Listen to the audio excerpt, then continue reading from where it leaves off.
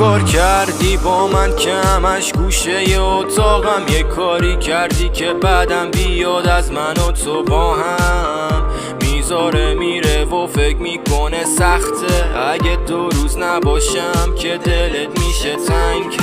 با اون میمونی ولی میگیره دلت، میشه زنگ بزنی بگی که چی کمه چی حیف میزنه چی بهت. بارون که میاد تنو یادمه که میترسی از رعد و برقش، چیزی نگو اصلا فقط پیک و بریز. نمیدونم آدما منو میدن به چی ولی فقط منو تو بارون تا پاییزو فهمیدم آذر رسید. پاییز تمومه بیا با من برقص، سرد شده هوا پبودو به من بچسب. دلم میده وای به ابرای تیره راستی رقص و من برگا بلدم.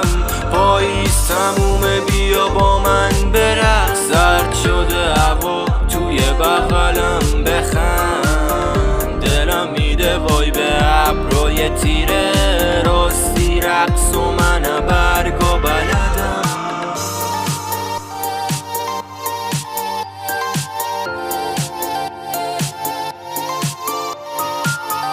بریم 1 2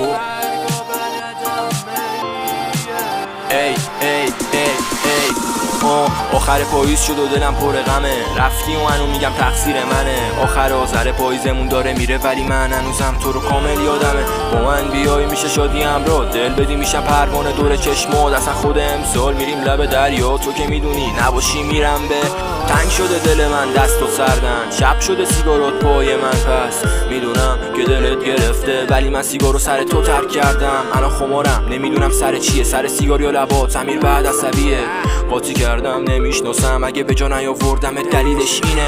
آخر پاییز رسید بهارم نیومد، میدونم من نباشم یکی دیگه پلوتر. میخوام بخوابم و نبینم دیگه ولی آخه چرا هر جا میرم بازم میبینمه. پاییز تمومه بیا با من برقص، سرد شده هوا پبودو به من بچسب.